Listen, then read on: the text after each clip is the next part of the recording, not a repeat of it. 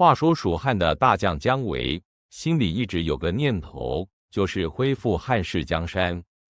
他觉得现在是个好机会，想要趁机攻打魏国的敌道，完成北伐大业。他调集人马，浩浩荡荡的又出兵了，士气看起来相当不错呢。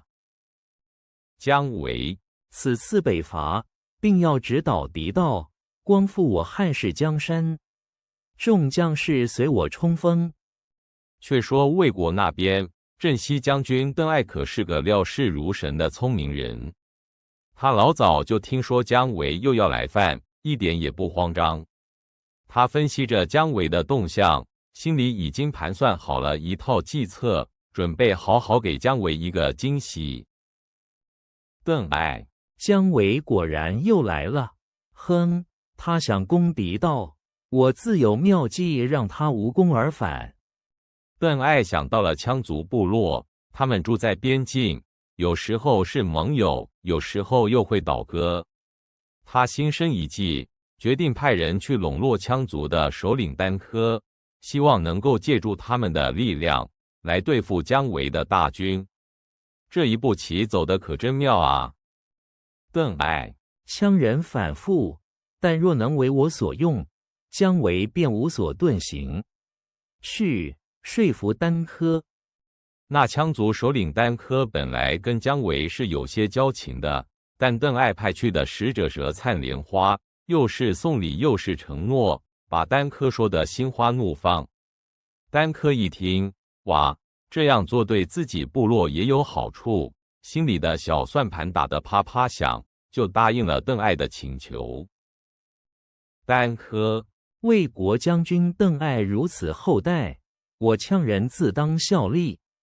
姜维，休怪我无情了。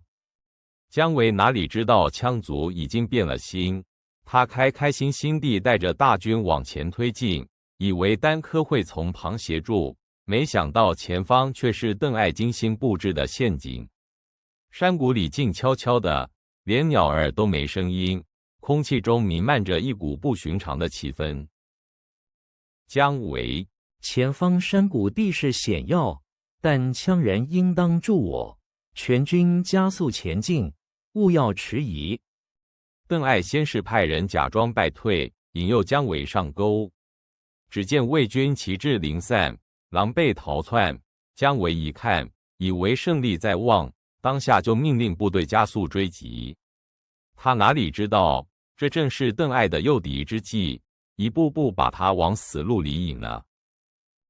姜维，魏军败了，快，全军追击，莫让一个贼人跑了。今日便可建功。就在姜维的大军追到山谷深处的时候，号角声突然响彻云霄。埋伏在两旁的魏军和羌族战士如同潮水般涌出，箭如雨下，喊杀声震天。姜维这才意识到自己中了埋伏，心里大惊失色，连忙组织防御。姜维，不好，中计了！全军变阵，左右掩护，快杀出重围！这场仗打的那叫一个惨烈，蜀军腹背受敌，损失惨重。姜维虽然奋力抵抗，但无奈敌军数量众多，再加上地形不利，根本无法扭转乾坤。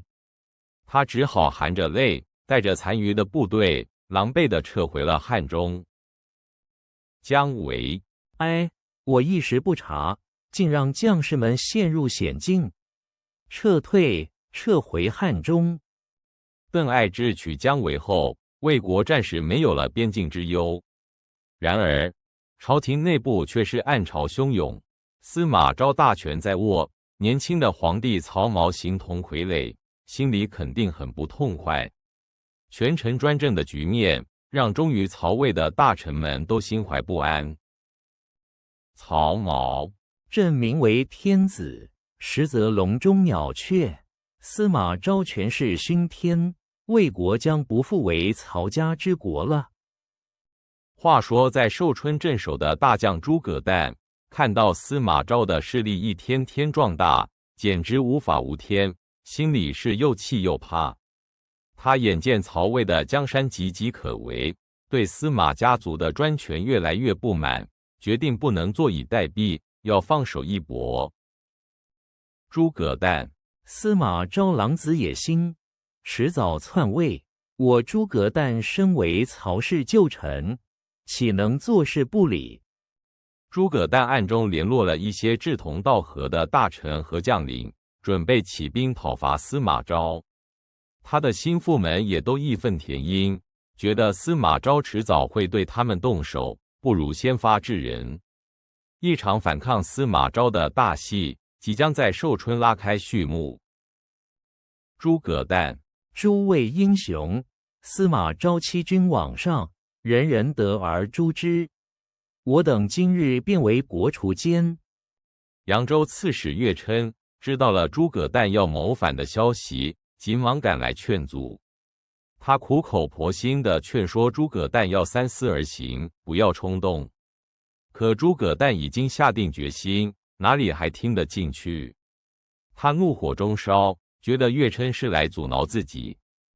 乐琛，诸葛将军，切莫冲动啊！司马昭势大，此举无异于以卵击石。诸葛诞，住口！你这鼠辈，休要在此扰乱军心。我意已决，何须你多言？诸葛诞根本不听岳琛的劝告，反而更加生气。他觉得岳琛是司马昭的人，故意来捣乱。一怒之下，他拔剑就将岳琛斩杀。这下可好，岳琛的死彻底断了他和魏国朝廷之间的最后一丝退路，让他的反叛再也无法回头。诸葛诞，胆敢阻拦我替国除奸，便是死罪。来人，将此叛贼斩首示众。为了确保成功，诸葛诞觉得光靠自己的力量还不够。他想到东吴跟魏国是死对头，于是决定派自己的儿子诸葛瑾带着一封书信，连夜赶往东吴，请求吴国出兵相助，共讨司马昭，还承诺愿意把寿春献给东吴。诸葛诞，进而，此信关系我等成败，速去东吴，务必说服吴主出兵相助。诸葛亮跋山涉水，终于来到了东吴。他将诸葛诞的书信呈给吴主孙亮。吴国的朝臣们收到诸葛诞的求援信，开始七嘴八舌地讨论起来。有人觉得这是个扩张领土的好机会，有人则担心司马昭势力太大，不宜轻举妄动。孙亮，诸葛诞愿献寿春求援，众卿以为如何？是否应出兵助之？大臣甲，陛下，此乃天赐良机，可图中原。大臣乙，吾为实力悬殊，当从长计议，莫要重蹈覆辙。经过一番激烈的争论，东吴最终还是决定出兵。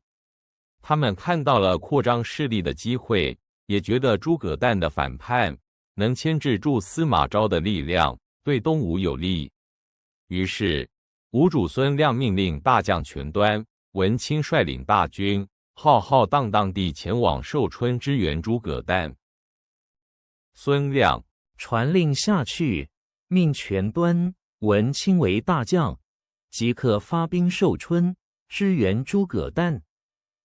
消息传到洛阳，司马昭听闻诸葛诞在寿春起兵反叛，还勾结东吴，气得他七窍生烟。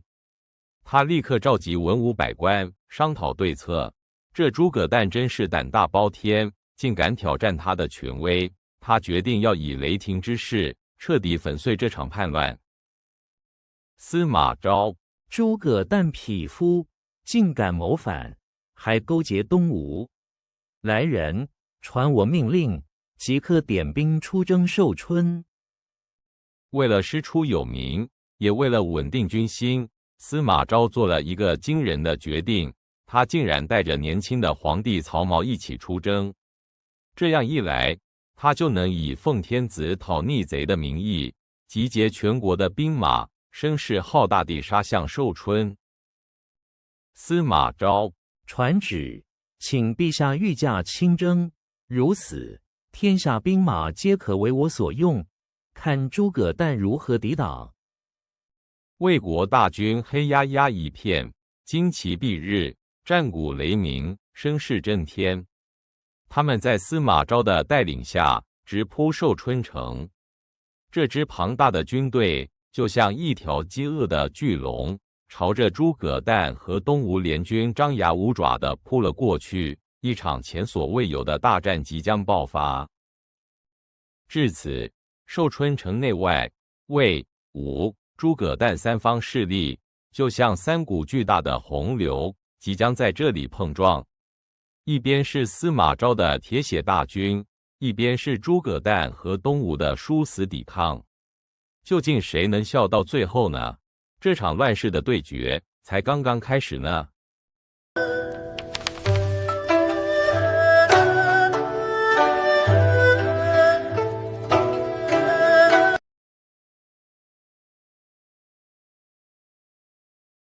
话说曹魏大将军司马师掌权后，朝中大臣敢怒不敢言，气氛紧张。特别是镇东将军冠丘俭和扬州刺史文钦，眼看司马氏势力越来越大，心里很不是滋味，觉得天下要变了。冠丘俭，司马师专擅朝政，欺人太甚。于是冠丘俭和文钦两个人悄悄商量，觉得司马师这样下去，迟早会篡位。他们一拍即合，决定发动兵变，要匡扶曹氏江山，把司马师拉下马。这真是个大胆的决定。文钦，我等不能坐视不理，是时候起兵了。冠丘俭，好，我们就以匡扶魏氏之名，号召天下豪杰。没多久，冠丘俭和文钦就在寿春举起了反旗，声势浩大。他们召集了几万人马，摆出一副要和司马师决一死战的架势。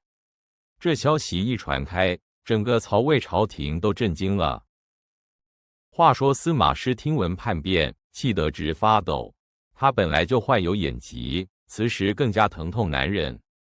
但为了维护权力，他坚持要亲自领兵平叛。他的弟弟司马昭劝他休息，他却不肯。司马师，区叛贼，岂能让我退缩？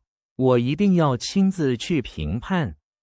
司马昭，兄长身体要紧，不如让小弟代劳。于是司马师忍着剧痛，硬是坐上了战车，率领大军浩浩荡荡地向寿春进发。一路上，他的眼疾越来越严重，整个人都快撑不住了，但他却不让任何人察觉异样。大军抵达寿春附近，双方展开激战。冠丘俭和文钦的军队虽然人数众多，但司马师的部队训练有素。战场上刀光剑影，喊杀声震天，战况十分焦灼。就在战斗最激烈的时候，司马师的眼疾终于撑不住了。他左眼里的肿瘤突然爆裂，鲜血直流，但他紧咬牙关，用被子盖住脸，连哼都没哼一声，坚持指挥作战。司马师内心独白：为了司马氏，我必须撑下去。在叛军中，文钦的儿子文鸯可真是个猛将。他英勇无比，多次冲入魏军阵中，左屠右杀，如入无人之境，让魏军士兵们都非常头疼，对他又恨又怕。文鸯，魏军懦夫，谁敢上前与我一战？魏军士兵，这文鸯简直是天神下凡，太厉害了。夜里，文鸯更是大胆，他单枪匹马夜袭司马师的大营。一时间，魏军大营里鸡飞狗跳，响起了震天杀声。虽然最后没能成功，但也把司马师吓出了一身冷汗。然而，战局最终还是对冠丘俭和文钦不利。魏军势大，叛军节节败退，眼看大势已去，文钦带着儿子文鸯，在乱军之中拼死杀出一条血路，逃往了东吴。文钦，儿啊，我们快走，这里守不住了。文鸯，父亲先行，孩儿断后。文钦父子逃走后，冠丘简的军队彻底溃散。冠丘简自己在逃亡途中，不幸被一个叫张特的人杀害，首级被献给了司马师。这场叛乱也就这样草草收场了。司马师虽然取得了胜利，但他的身体已经到了极限，眼疾的剧痛加上长途劳累，让他气息奄奄。尽管战胜了敌人，他却没有丝毫的喜悦，只有无尽的疲惫。他知道自己时日无多，便召来弟弟司马昭。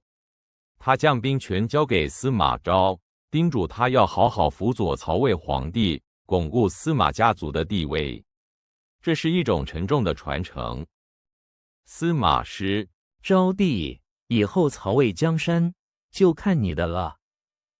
司马昭，兄长放心，小弟定当不负所托。不久之后，一代权臣司马师在返回许都的途中病逝。他的去世标志着司马家族的权力平稳过渡到了司马昭手中，也为三国的历史走向埋下了新的伏笔。话说，远在蜀汉的姜维得知司马师病逝，魏国权力交替的消息后，觉得这是个攻打曹魏的好机会。他立刻召集文武百官，商议出兵伐魏的大事。姜维，司马师已死，魏国人心不稳，正是伐魏良机。众将，将军英明，我等愿随将军北伐。姜维亲率大军，浩浩荡荡地从汉中出发，直指曹魏的长城。魏国守将王经得知姜维来犯，赶紧调集兵力，准备坚守城池。一场新的大战即将展开。姜维大军很快就包围了长城，日夜攻城。城中守将王经虽然奋力抵抗，但蜀汉军队士气高昂，攻势猛烈，长城岌岌可危，眼看就要被攻破了。王经，姜维攻势太猛，城中将士快撑不住了。将士，将军，援兵何时才能到啊？魏国大将邓艾接到求援后，立刻率军赶来。姜维看准时机，设下埋伏。果然，魏军援兵刚到，就被姜维打得大败。王经的困境更加雪上加霜。不过，邓艾可不是一般人物，他并没有气馁，反而凭借丰富的经验和智慧，在长城外围的山区设下了防线，并巧妙地利用地形，让姜维难以继续推进。邓艾，姜维虽猛，但我也非等闲之辈，看我如何阻他。魏军将领，将军此计甚妙，蜀军定然束手无策。姜维见邓艾防守严密，且魏国援军源源不绝，知道一时半会儿难以取胜。为了避免不必要的损失，他最终选择了撤兵。这场北伐虽然有过胜利，但终究未能达成目的。姜维，邓艾果然厉害，应攻恐损兵折将，不如暂且撤兵。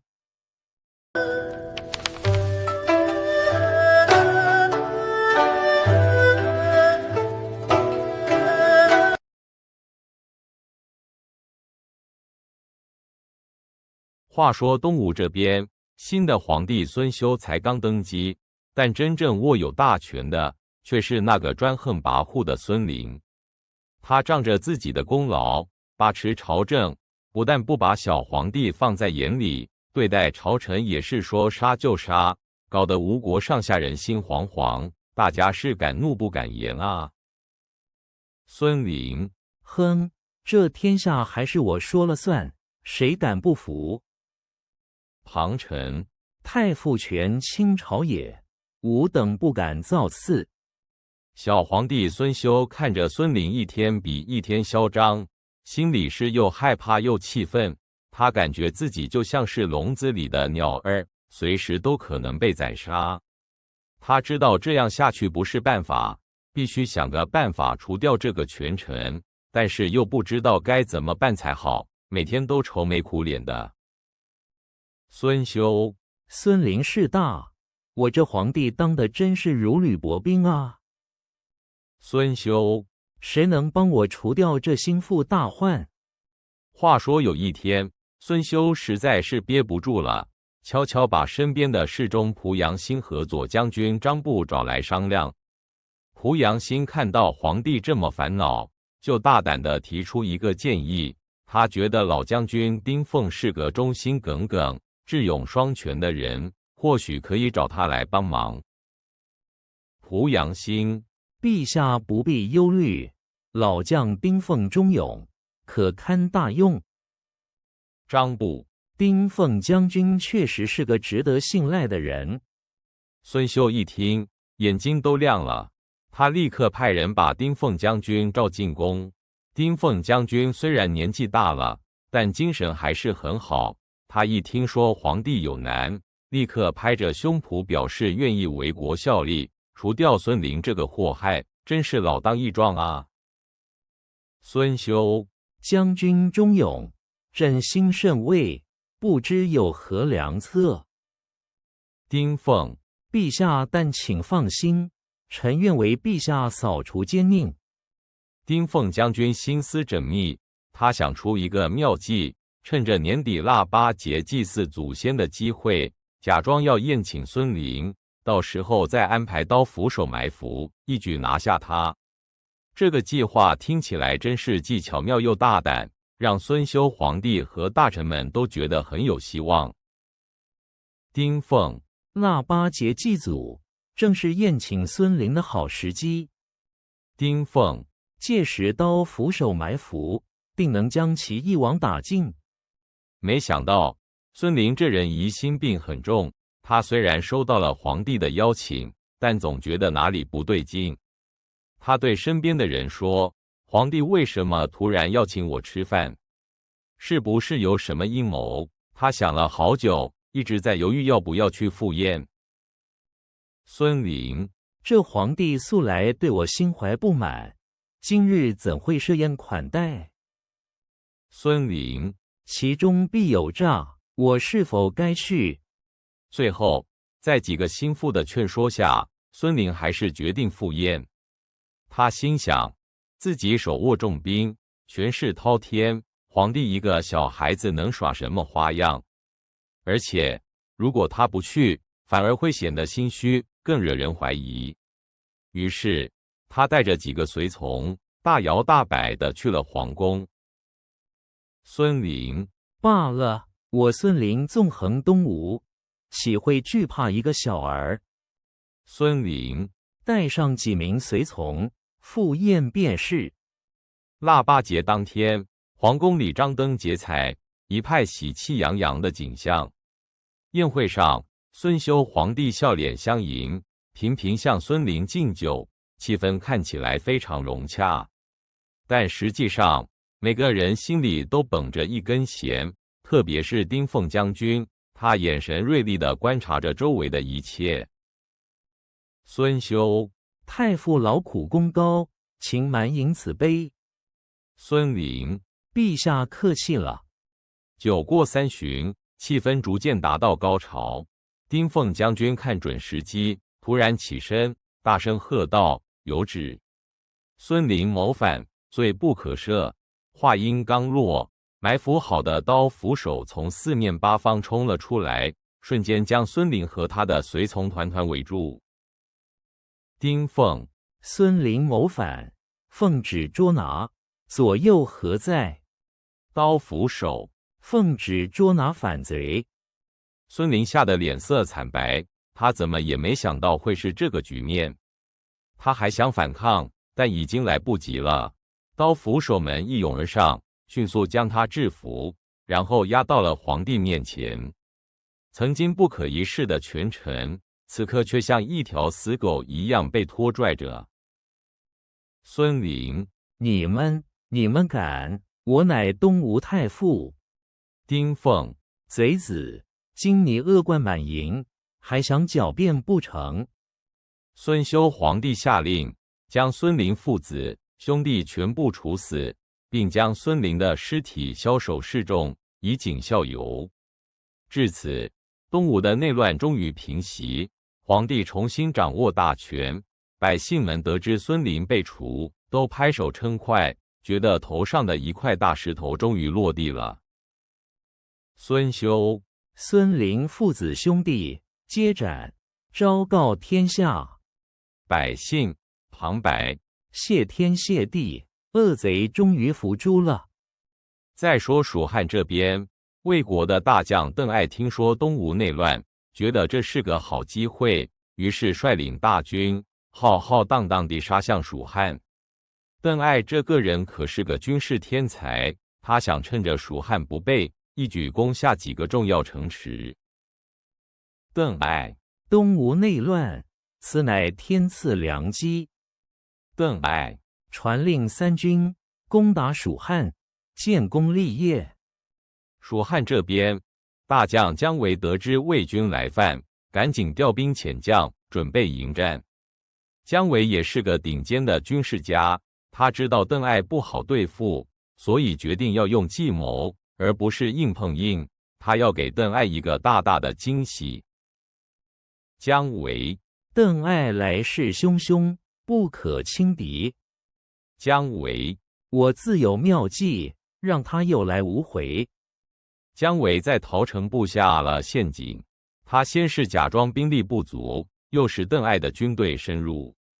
等魏军进入狭窄的山谷后，蜀军突然从两侧杀出，并用火牛阵、火箭等方式发动猛烈的火攻，整个山谷瞬间变成一片火海。姜维，邓艾果然中计，放火，全军冲杀。蜀将，遵命，火攻开始。邓艾的军队根本没想到会遇到这样的伏击，士兵们被熊熊烈火和突如其来的攻击吓得乱了阵脚，四处奔逃。魏军损失惨重，邓艾虽然骁勇，但面对这火海也无计可施，只能带着残兵败将，狼狈地往回撤。邓艾，可恶！姜维小儿竟有如此诡计。魏兵，将军快走，火势太猛了。邓艾撤退后，气得牙痒痒的，他发誓一定要报仇雪恨。他重新整顿军队，准备再次进攻。但是姜维早就料到他会有此一举，又在路上设下了埋伏，准备再次给邓艾一个惊喜。邓艾，姜维匹夫，此仇不报，誓不为人。邓艾，点齐兵马，再攻蜀汉。果不其然，邓艾再次陷入姜维的圈套。姜维利用地形优势，不断骚扰和伏击魏军，让邓艾的部队疲惫不堪。魏国的另一位将军诸葛绪因为害怕姜维，迟迟不敢前进，导致邓艾孤立无援，战况越来越不利。姜维，邓艾穷途末路矣，传令继续骚扰。诸葛绪，姜维诡计多端，我等不可轻动。最终，在姜维的连番智取和猛攻下，邓艾的魏军士气低落，粮草也快耗尽了。他知道再打下去也只是徒劳，只能带着残余的兵马灰溜溜地撤回了魏国。姜维的这一次防御战取得了全面的胜利。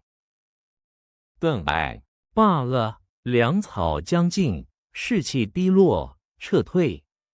姜维，邓艾已败，吴军大胜。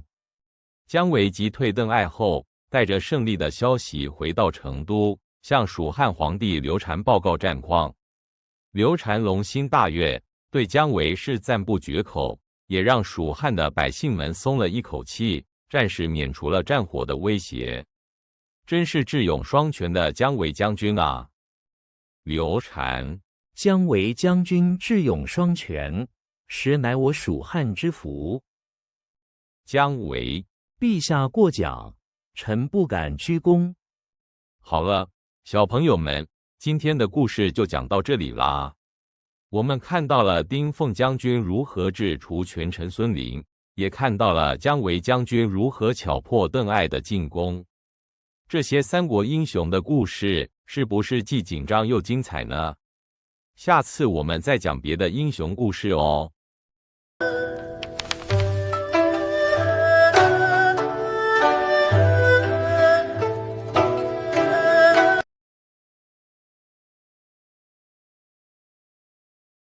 话说当时，魏国皇帝曹髦虽然年轻，却很聪明，可是实权都掌握在权臣司马昭手里，他觉得自己像个没用的木偶，心里特别不痛快。他每天看着司马昭的势力越来越大，心里又气又急，不知道该怎么办才好。曹髦，哎，我这个皇帝不过是个虚名罢了，真正说了算的哪里是我啊？有一天，曹髦实在忍不下去了，他召集了几个心腹大臣，愁眉苦脸地跟大家说：“司马昭那个家伙野心越来越大，我看他迟早要夺走我的皇位，我可不想坐以待毙啊！”大臣们听了都吓得脸色发白。曹髦，司马昭之心，路人皆知，他分明是要篡位，我岂能束手待毙？大臣甲，陛下，万万不可轻举妄动啊！司马氏势大，恐难敌。没想到有个叫王臣的大臣听到这话，心里就打了小算盘。他表面上装作很焦急，其实偷偷摸摸地把曹髦要对付司马昭的消息悄悄告诉了司马昭。这下可好，司马昭立刻就知道了皇帝的想法。王臣，巧生，这事非同小可，我得赶紧去告知太傅，以免酿成大祸。大臣乙，你这是要去告密，这可是欺君之罪啊！却说曹髦并不知道自己被出卖了，他已经下定决心，宁愿轰轰烈烈地拼一次，也不愿再做憋屈的皇帝。他对身边的人说：“反正横竖都是个死，我与其在家里等着被废，不如出去闯一闯。”曹髦，今日我誓不为人所治，与其坐以待毙，不如慷慨赴死，留名青史。禁卫军统领，陛下三思啊，此举风险极大，恐会引火烧身。于是曹髦亲自穿上了盔甲，拿起了宝剑，召集了几百名禁卫军。这些卫兵平时跟着皇帝，没见过什么大场面，现在看皇帝亲自披挂上阵，虽然心里害怕，但也只好硬着头皮跟着他。曹髦，今日随我出战，共讨国贼，我绝不负你们。禁卫军，愿随陛下，万死不辞。只见曹髦亲自驾着一辆白色的马车，带着几百个禁卫军，浩浩荡荡地冲出了宫城南门。他想直捣司马昭的府邸，虽然知道希望渺茫，但他心里充满了一股绝望的勇气，没有回头路了。曹髦，今日是与国贼一决死战，随我冲出去。禁卫军，杀！随陛下。可惜司马昭早就得了消息，派了他的女婿贾充带着大军把守在宫门外。曹髦的马车一冲出来，就被贾充的大军团团围住。双方对峙，气氛一下子紧张到极点，剑拔弩张。贾充，皇帝陛下，你这是要去哪里？为何擅自出宫？快回宫去！曹髦，国贼贾充，你敢阻拦我？今日我就是要去讨伐司马昭。贾充看到皇帝亲自驾车，又害怕又犹豫，不知该如何是好。这时，他手下的一个叫程济的军官大声问太傅司马昭：“平时对你那么好，你为何不帮他？”说完，他竟然拿起手中的长戈，朝曹髦刺了过去。程济：“太傅待你恩重如山，你何故不相助？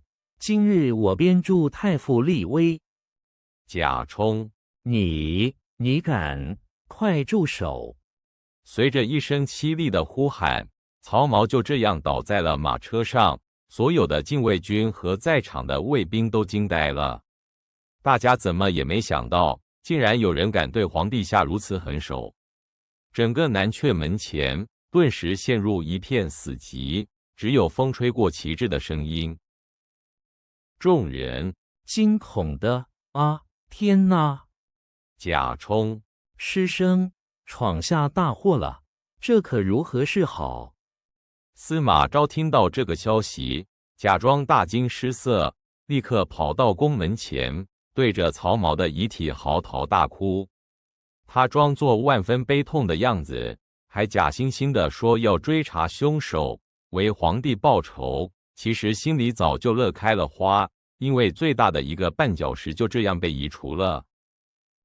司马昭：“假惺惺地哭，陛下，你怎会落得如此下场？天妒英才啊！”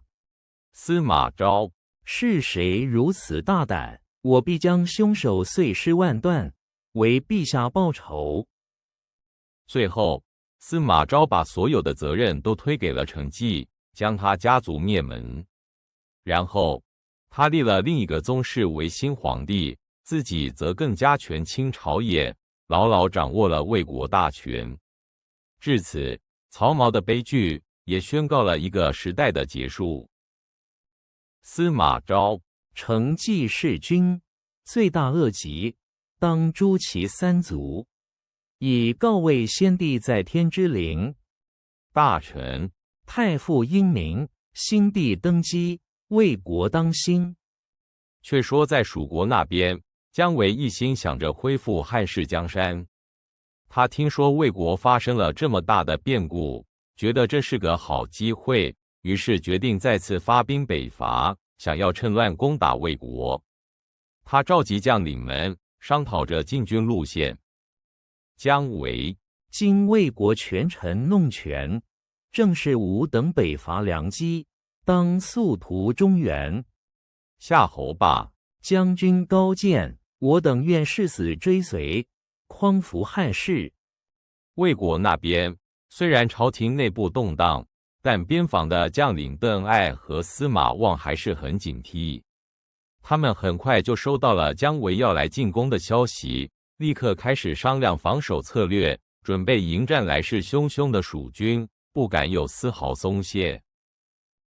邓艾：“姜维果然又来了，他兵锋正盛，我等不可轻敌，当以智取胜。”司马望：“正该如此，我已布下防线，只等他来。”姜维带着蜀军深入魏国境内，虽然一路胜利，但也遇到了大麻烦。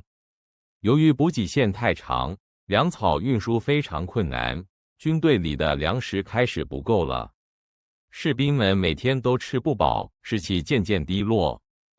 士兵甲：“将军，粮食快吃完了，弟兄们都饿得没力气了。”士兵乙：“再这样下去，只怕还没打到敌人，我们自己就撑不住了。”姜维看着眼前的困境，心里开始琢磨对策。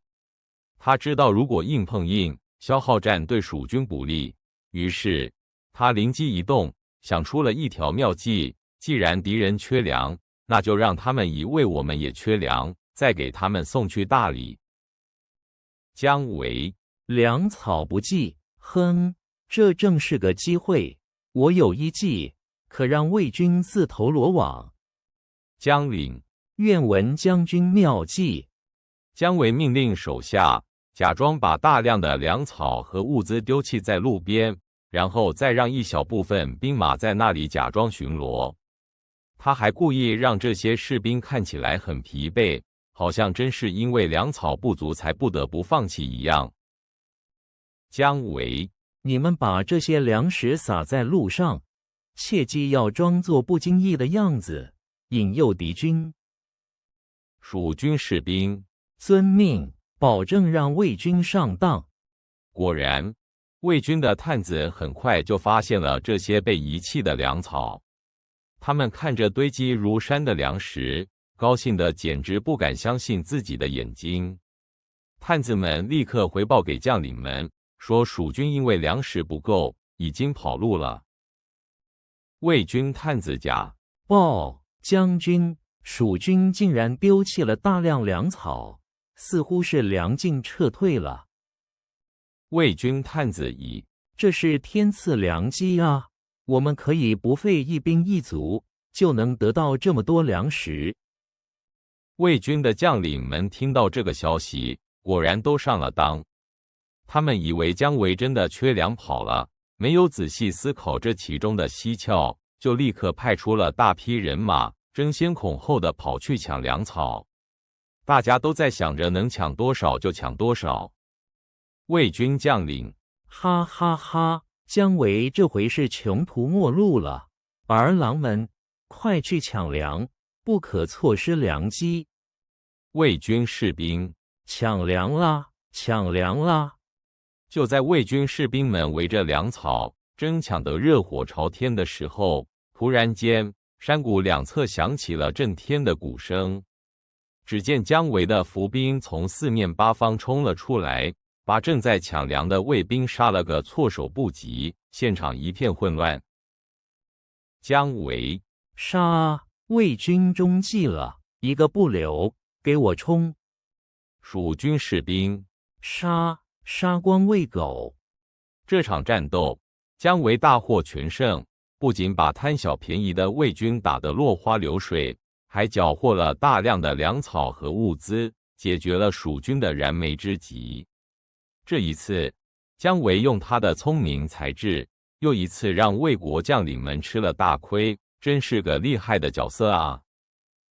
姜维，哈哈哈！魏军果然中计，将士们辛苦了，此战大胜。将领，将军智谋无双，我等佩服。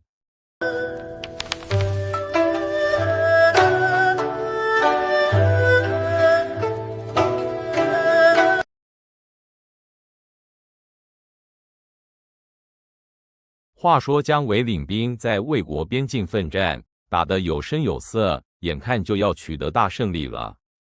将士们个个士气高昂，都准备好要再立新功，收复更多失地，为蜀汉争光呢。姜维，将士们，再加把劲，胜利就在眼前。将军，将军英明，我等愿效死力。却说在蜀汉朝廷里，一个叫黄皓的宦官，因为得到后主刘禅的宠爱，权势越来越大，几乎把持了整个朝政。他常常在刘禅耳边说些甜言蜜语，让刘禅对他深信不疑。黄皓，陛下，姜维将军远在边疆，国事还是要您多费心。刘禅，多亏有皇常侍为朕分忧啊。黄皓看姜维在外立功，又担心他功高盖主，于是暗地里串通了一些朝中大臣，开始密谋陷害姜维。他们凑在一起，想着怎么把姜维的功劳变成罪过。黄皓，姜维在外征战不休，耗费国库甚巨，陛下恐难安心。大臣甲，是啊，劳民伤财，百姓怨声载道。没想到，很快的，朝堂上开始流传各种对姜维不利的谣言。有人说姜维好战，不顾百姓死活；有人说他每次出兵都无功而返，白白浪费国库钱粮，让朝野上下都议论纷纷。大臣乙，姜维将军频频出兵，恐怕蜀汉经不起这般折腾啊。大臣禀，听说将军这次出兵，又要耗费巨资了。后主刘禅听到这些传言，再加上黄皓在旁边添油加醋，心里渐渐对姜维起了疑心。他开始觉得姜维可能真的太过急躁，不适合继续领兵了。刘禅，姜维此番出征，真能成事吗？朕心中不安啊。黄皓，陛下圣明，臣也觉得将军应当以国体为重。终于，刘禅下了一道圣旨，命令姜维立刻班师回朝。这道命令发出后，黄皓和他的党羽们都暗自高兴，觉得又除掉了一个眼中钉。刘禅，传旨姜维即刻班师回朝，不得有误。黄皓，陛下英明决断，实乃国家之福。却说姜维正在前线，眼看就要攻克敌方城池，士气正旺。突然接到圣旨，要他立刻班师回朝。姜维看着手里的诏书，气得脸都绿了，心想这不是摆明了坏我大事吗？姜维，岂有此理！眼看大功告成，却要我班师。将军，将军息怒，圣旨难违啊！姜维的将士们得知要班师回朝，也个个感到不解和失望。他们刚才还斗志昂扬，现在却要无功而返，真是满腔热血都凉了一半，纷纷抱怨起来。将军甲，功败垂成，这叫将士们如何甘心？将军乙，定是朝中奸佞作祟，误了大事。尽管心有不甘，但军令如山，姜维还是只能遵从。他强忍着怒火，命令将士们有条不紊地撤退，没有给魏军任何可乘之机，展现了他卓越的军事才能。姜维，传令下去，全军有序撤退，不得慌乱。将军，遵命。将军运筹帷幄，我等定当服从。姜维带着疲惫的军队回到了成都，然而迎接他们的不是英雄凯旋的荣耀，而是朝廷的冷淡与疏远。他感到一股说不出的心寒，对蜀汉的未来感到忧虑。姜维，朝中竟至如此，吾心甚忧矣。忠臣，将军，朝中风气已变，须得小心啊。回到朝中，姜维亲眼目睹了黄皓的势力是如何一手遮天，朝纲败坏，国家大事被置于不顾。他看着这一切，内心焦急万分，知道这样下去，蜀汉迟早要出大事。姜维，朝中奸佞当道，陛下蒙蔽，如何是好？忠臣，将军，当今天下，实令人痛心啊。姜维深知自己已成黄皓的眼中钉，留在成都随时可能有危险。他找到几个心腹大臣，愁眉不展地商量对策，希望能找到一个既能保全自己，又能继续为国效力的方法。姜维，黄皓势大，吾若继续留在朝中，恐难施展抱负。心腹，将军言之有理，吾等皆愿助将军一臂之力。经过一番深思熟虑，姜维想出一个计策，他决定向刘禅提出在外地屯田，也就是让军队一边耕种，一边守卫边疆。这样既可以避开黄皓的锋芒，又能保持军力。姜维，吾有一计，可屯兵于榻中，边耕边守，以备不时之需。心腹，此计甚妙，既可避祸，又可养兵。姜维写了一份奏折，详细说明了屯田的好处。他将这份奏折呈交给后主刘禅，语气恭敬，说明屯田是为了长期抗魏，减少国家开支，一切都是为了大汉江山。姜维，陛下，臣请于榻中屯田，以减轻国库负担，养精蓄锐。刘禅，你且说说详细。刘禅听了姜维的奏报，又偷偷问了黄皓的意见。黄皓巴不得姜维远离朝廷，自然乐见其成。于是，刘禅很快就批准了姜维的屯田请求。刘禅，既然姜将军有此雄心，朕便允了你屯田之事。黄皓，陛下圣明，此乃良策。姜维得到刘禅的允许后，立刻带着军队前往榻中，开始了屯田生活。虽然远离朝廷斗争，但姜维心里清楚，这只是权宜之计，蜀汉的危局并没有真正解除。姜维虽身在边陲，心系社稷，吾辈当自强不息。将士，将军说的是，我等愿跟随将军开垦屯田。姜维离开后，黄皓在成都更加肆无忌惮，权力膨胀到极点。他提拔亲信，打压异己，让整个蜀汉朝廷乌烟瘴气，忠臣们敢怒不敢言，国家一天天走向衰败。黄皓，那些不是时务的，都给我靠边站。奸臣，黄常是英明，那些老臣子们早就该退位了。此时的蜀汉内部腐败严重，民生凋敝，百姓怨声载道，军队战力也逐渐下降。曾经兴盛的蜀汉，在黄皓的操弄下，变得千疮百孔，摇摇欲坠。百姓甲，日子越来越难过，这官府也没个管的。百姓乙，听说黄常侍权势滔天，谁敢说半个不字？而在北方，曹魏的掌权者司马昭以及大将邓艾，他们密切关注着蜀汉内部的动态。邓艾看准时机，向司马昭进言，认为现在是攻打蜀汉的最佳时机，可以一举灭之。邓艾，司马大将军，蜀汉内乱，正是吾等取之良机。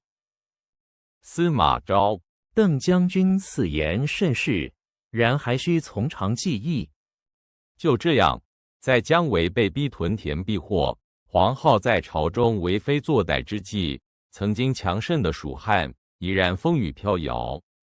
北方曹魏的大军正虎视眈眈，一场决定蜀汉命运的战争已在悄然酝酿之中。